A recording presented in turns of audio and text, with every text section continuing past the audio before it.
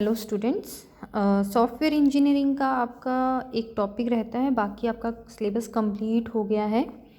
तो software coast estimation, ठीक है, ये टॉपिक आपका रहता है सॉफ्टवेयर कोस्ट एस्टिमेशन, और इसके अंडर है एक कोकोमो मॉडल। ठीक है, तो ये आपका कोकोमो मॉडल रहता है टॉपिक। तो ये आज इस लेक्चर में कंप्लीट हो जाएगा आपका। तो अब देखिए, कोस्ट एस्टिमेशन होता क्या है। कोस्ट एस्टिमेशन क्या है कि हम जब भी कोई भी सॉफ्टवेयर डेवलप करते हैं या फिर कोई भी प्रोजेक्ट पे वर्क करते हैं, तो उसे स्टार्ट करने से पहले हम कोस्ट एस्टिमेट करते हैं ना। तो हम गैस करते हैं, एस्टिमेशन लगाते हैं कि हमारा जब प्रोजेक्ट कंप्लीट होगा, जो भी हमारा प्रोजेक्ट कंप्लीट होगा, तो उसके अंडर जो जो भी हमें रिक्वायरमेंट है रिसोर्सेज की, इनपुट्स की, है ना, और जो भी हम रिसोर्सेज यूज़ कर रहे हैं, आइदर वो स्टाफ हो चाहे कुछ भी हो, है ना, उसके अंदर हमारा जो फिर उनके रिगार्डिंग, जैसे अब स्टाफ की रिक्वायरमेंट है, स्टाफ को हम सैलरी भी देनी है ना, तो वो सारी टोटल जो कॉस्ट है हमारी, तो वो हम क्या है एस्टिमेट लगा के चलते हैं कि हमारी जो कॉस्ट है, इतनी कॉस्ट में हमारा जो सॉफ्टवेयर है या फिर ये जो प्रोजेक्ट है वो कंप्लीट हमारा डेवलप हो जाएगा। तो वो चीज़ होती है कोस्ट एस्टिमेशन। कोस्ट एस्टिमेशन हम क्यों लगा के चलते हैं, क्योंकि जब हम कोस्ट एस्टिमेशन लगाते हैं तो हम उसके अकॉर्डिंग ही अपना काम करके चलते हैं। ठीक है, अब वही है, उसी अकॉर्डिंग हम अपना बजट बनाएंगे कोस्ट एस्टिमेशन के थ्रू। ठीक है, अब वो कोस्ट एस्टिमेशन पूर कब हो जाता है, वो तब हो जाता है कि जब हमारा कोई भी स्टेप है, कोई भी फेज़ है, वहाँ पे क्या हो रहा है कि वहाँ पे वो चेंज करना, हमें जो कोस्ट एस्टिमेशन है वो चेंज करनी पड़ रही है। ठीक है, और कोस्ट एस्टिमेशन क्या हो रही है हमारी हाई, मतलब मींस जो एक्चुअल कोस्ट है, मींस एक्चुअल जो कोस्ट हमारी लग रही है वो क्या है हाई हो जाती है। तो क्या हो जाता है हमारा, वो पुअर कोस्ट एस्टिमेशन हो जाता है। ठीक है, अगर हमारी जो एक्चुअल कोस्ट है वो कम है in comparison of cost estimation, जो एक्चुअल कोस्ट है वो तो कम लगी है, बट जो हमने एस्टिमेशन लगाया था वो हाई लगाया था, तो ऑफ कोर्स वो हमारे लिए गुड कोस्ट एस्टिमेशन हो जाता है। ठीक है, या फिर हमारा इक्वल हो जाए, जो कोस्ट एस्टिमेशन है और हमारी जो एक्चुअल कोस्ट जो लग रही है वो हमारी इक्वल हो जाए, तो वो हमारा क्या होता है, गुड कोस्ट एस्टिमेशन। ठीक है, अब देखते हैं इसमें आपकी बुक में क्या लिखा हुआ है। For a give set of requirement, it is desirable to know how much it will be cost to develop the software to satisfy the given requirement and how much time development will take, है ना।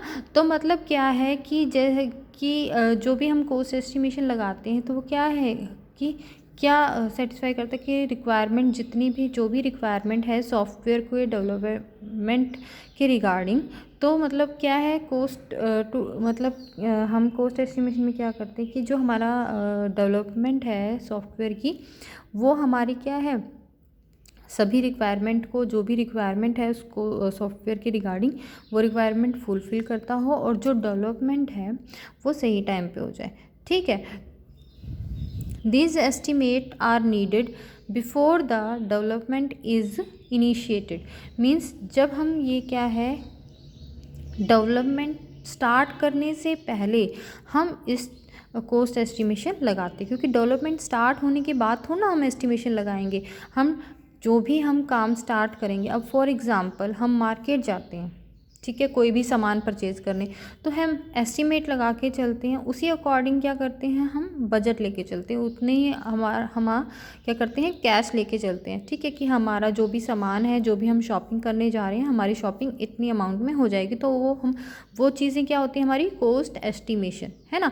वो तो fluctuate कब हो जाती है वो coast estimation, जब हम मार्केट में जाते हैं और एक्चुअल में वो सामान परचेज़ करते हैं, तब हमारी जो कोस्ट एस्टिमेशन है वो फ्लक्चुएट हो जाती है, अप एंड डाउन हो जाती है। ठीक है, this estimates are need before the development is initiated. ठीक है, अब डेवलपमेंट स्टार्ट होने से पहले हम क्या करते हैं, अपनी कोस्ट की एस्टिमेशन लगाते हैं। The primary reason for cost and schedule estimation is to enable to client developer to perform a cost benefit analysis. मतलब क्या है, कोस्ट बेनिफिट के एनालिसिस परफॉर्म हो जाते हैं। मतलब कोस्ट एंड शेड्यूलिंग एस्टिमेशन हम क्यों लगाते हैं, ताकि जो क्लाइंट है या डेवलपर है उसको मतलब इसके बेनिफिट्स के बारे में पता चल जाए। पता तो चलेगा, कोस्ट एस्टिमेशन हमने लगाया तो से क्या है, एनालाइज हो जाता है। वो एनालाइज कर पाता है कि जो भी हमारा प्रोजेक्ट होगा वो किस अकॉर्डिंग हमारा प्रोसेस होगा, किस तरह से उसकी प्रोसेसिंग होगी डेवलपमेंट की। ठीक है, जब हम शेड्यूल एस्टिमेशन लगाते हैं और कोस्ट एस्टिमेशन लगाते हैं। Cost is a project is due to the requirement of software, hardware and human resources.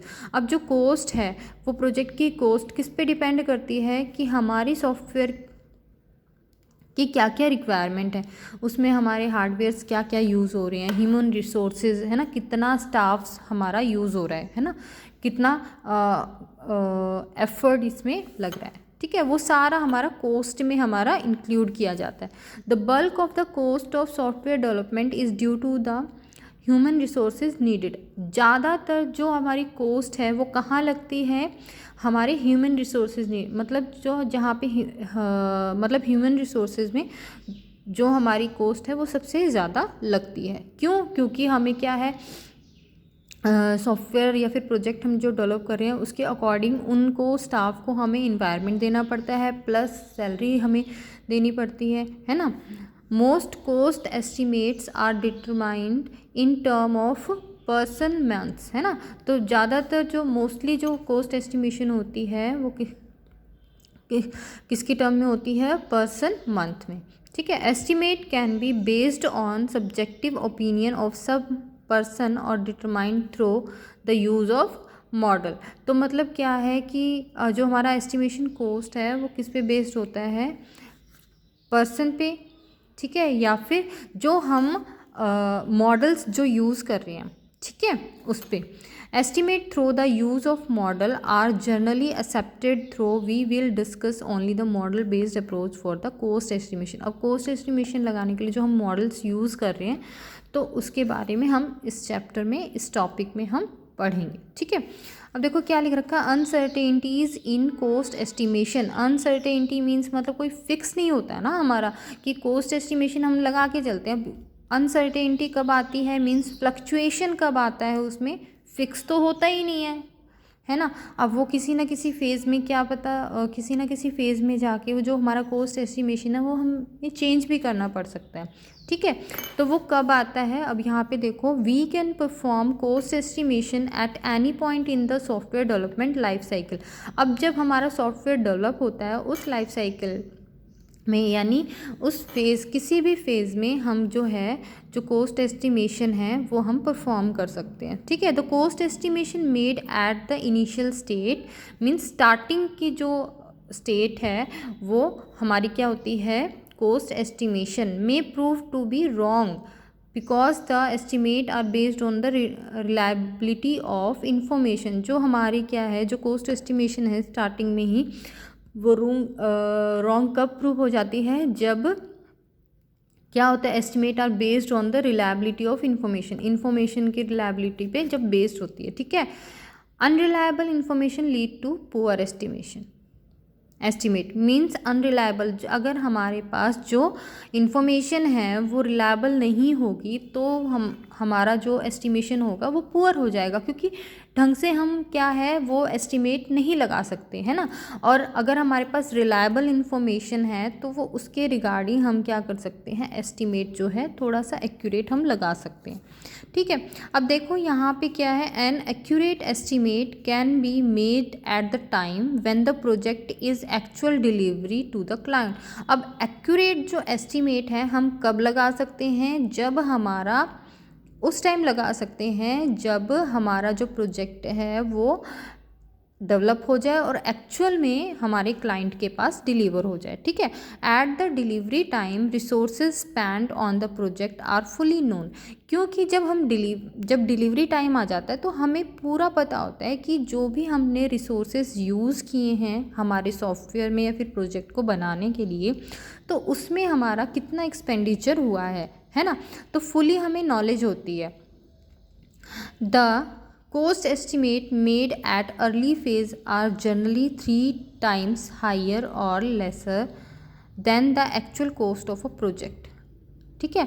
अब यहाँ पे देखो हमारे क्या दे रखा है, यहाँ पे फिगर दिया हुआ है हमें, ठीक है। तो इसने क्या बोल रखा है कि हमारा ये जो है, जो एस्टिमेट है, हमारी cost estimation made at early phase और are generally 3 times higher.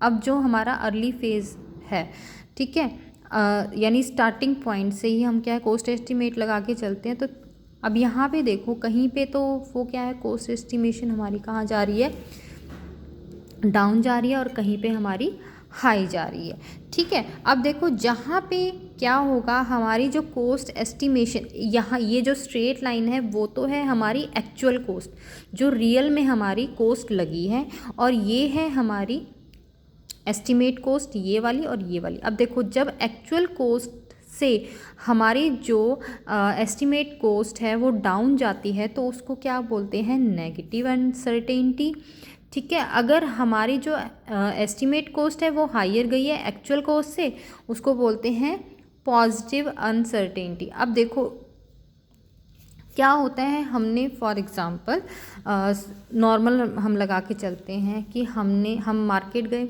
Market जाने से पहले हमने अपना बजट बना लिया कि 5000 में हमारी पूरी शॉपिंग हो जाएगी, जो जो हमें आइटम चाहिए। जब हम मार्केट में गए तो हमारी तो 3000 में ही शॉपिंग हो गई, सारे आइटम आ गए जो हमें चाहिए थे।